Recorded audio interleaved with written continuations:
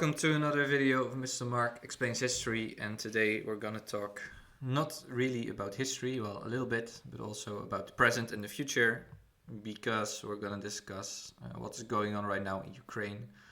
It's the second anniversary of the Russian invasion. Exactly 2 years ago, Russia invaded Ukraine on this day, the 24th of February 2022.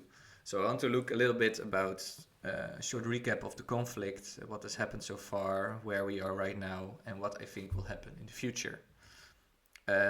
So first about the situation in 2014, I think we need to go a little bit back, because Russia was already fighting Ukraine. They were already fighting before 2022. So in 2014, little green man walked to Crimea and took over there, and there was a referendum, do you want to belong to Russia? And more than 90% said yes. So then Crimea became Russia. It was annexed in 2014, and also people rose up backed by Russia against Ukraine, and this territory was also contested and fighting was going on right there. So in both areas there was already fighting going on between Ukraine and Russia, although officially, technically, Russia was not involved. This all changed, of course, on the 24th of February 2022 when they invaded, although they repeated, we're not going to invade, we're just doing military training and etc. In those areas and in Belarus. But they did invade from three sides, so from the north here, from the east, and from the south. So why again did they invade? Well, did Putin said he wanted to denazify, and he said, oh, Russian citizens here are being oppressed and we need to liberate them, and we need to denazify the whole of Ukraine and demilitarize and pretty much just take over Ukraine.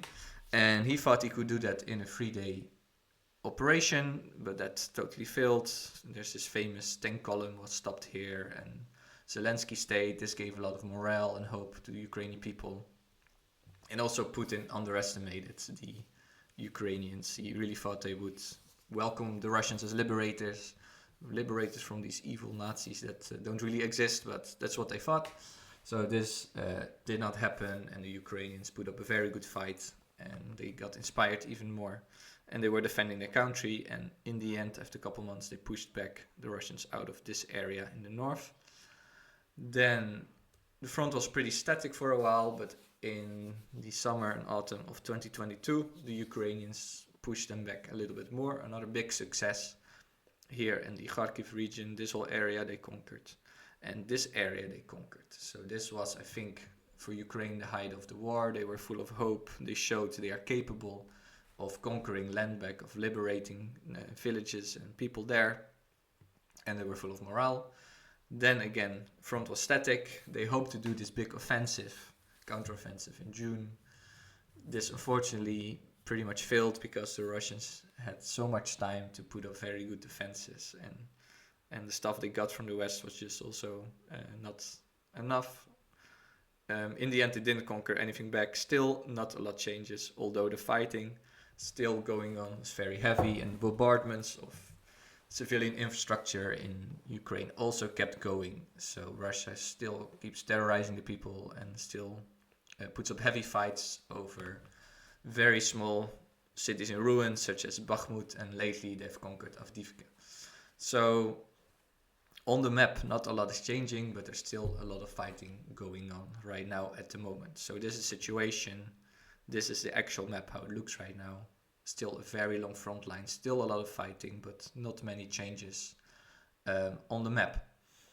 So I want to look at both countries and then check, let's say, what is their goal, what are problems they're facing, and what are their chances to win, and then do I think they have a chance to win, let's say.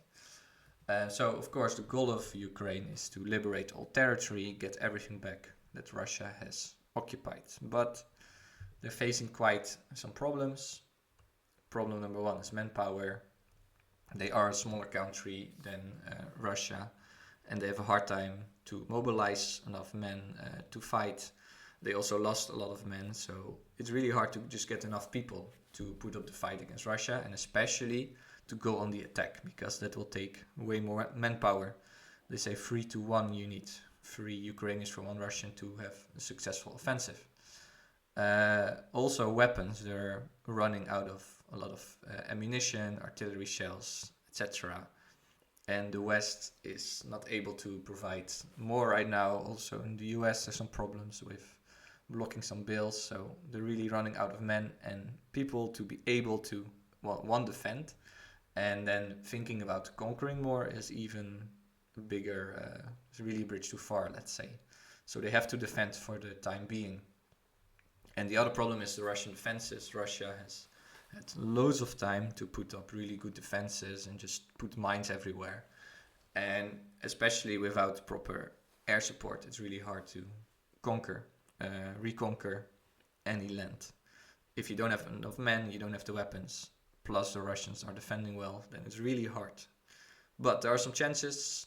I think the West keeps waking up little by little, and especially after the death of Navalny last week, they feel like they should support Ukraine a bit more and make sure Russia is defeated. The problem is they are giving enough for Ukraine to be able to put up the fight and defend themselves, but not enough to win.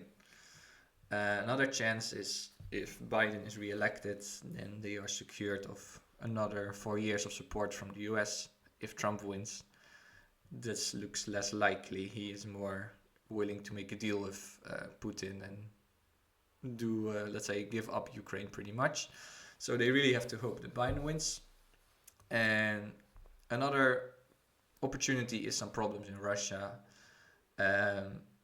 Like maybe something happens to Putin, maybe there's some little uprising, although the control by the Russian government is very hard. There's a lot of repression. People get arrested for the smallest signs of resistance. But you never know. Maybe something can happen there. They have to hope for that. So can they win? I think right now there's no clear chance to win. To liberate all the territory, that's their goal. That's pretty much impossible. On the other hand, I also don't see them losing. Again, if you defend, it's much easier, and they are pretty good at defending.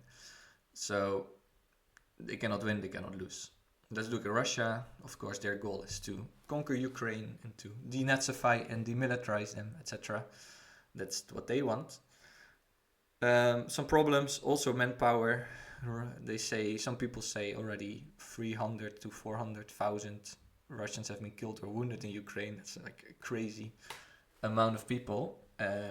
So getting enough people at the front is really hard, and then the people you get are really inexperienced, pretty useless. They also recruit now people from Nepal, even from African countries. They try to really get people from everywhere to fight for them, but it keeps being a problem. Plus you don't have quality soldiers. Another problem, of course, is those Ukrainian defenses are very good and their morale is high. They are literally fighting for the existence of their state, and they also know living under Russia will be hell. They will be oppressed. They have no freedom anymore. So they really have a lot of morale to fight. While Russia, another problem for Russia is that their men have no morale. They're like, why actually are we fighting here? What's the whole point? Some chances is that the Russian economy is doing surprisingly well. The Western sanctions are not really effective. They can be easily kind of avoided by doing trades with other companies in Turkey or Kyrgyzstan, or China is still buying oil from them. India is still buying oil. So they can still have a lot of income, and they spend this on more weapons. So that's not really bothering them, so they can keep going. Another chance will be Trump winning, because Trump has said he's not really gonna defend them. He wants to make a deal with Putin. He said in 24 hours he can solve the conflict, which is pretty much just giving up Ukraine.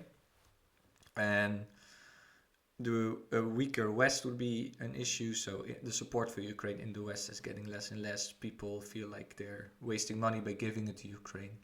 So he can exploit that with his various ways of misinformation and paying right-wing people, pretty much. And some distraction. So the war between Israel and Hamas has distracted the West from Ukraine. maybe China, Taiwan will be an issue, maybe some other parts of the world, or maybe the Houthi rebels in Yemen. So those distractions really help him to keep going. And if people are less focused on Ukraine, they're a bit tired of Ukraine, then he has a chance to win. So can they win? Can Russia win? Can Putin win? Also no, it will be impossible for them to conquer with the amount of people they have and the weapons they have to conquer that whole massive country. And even if they would, like, how the hell are you gonna control that? And there will be so much resistance, so this will be really impossible. So conclusions for me after 2 years of the war: no one can really win for now or lose. Maybe the only thing would be if the West, let's say the West really needs to increase its support for Ukraine and give them a lot of very good weapons. Then they could maybe win, but they're afraid of escalation. Although Putin, with each thing they give, Putin's not doing anything, so I would not be too afraid. And yeah, they should just give Ukraine enough to win. Well, they said they give them enough not to lose, but not enough to win. So yeah, for now, no one can win and no one can lose. What I really did not say enough is just the conclusion. The main conclusion is that it's a terrible amount of human loss for pretty much nothing. What's the whole point of this war? This Putin's ego trying to feel good that he conquered something. Huge amount of suffering and destruction and human loss for nothing. So that's, I think, the main conclusion. And my prediction is that it will keep going on like this for now. As I said, no one can really win, no one can lose. So they will keep going until there's some dramatic changes happening. Maybe Putin dies, maybe, I don't know, Trump wins. Like, those dramatic changes could change everything. And so thank you for watching. Let me know what you think of my analysis in the comments. Like, subscribe, etc. I'm open for debate as long as it's done in a proper way, so let me know. And thank you for watching and see you next time.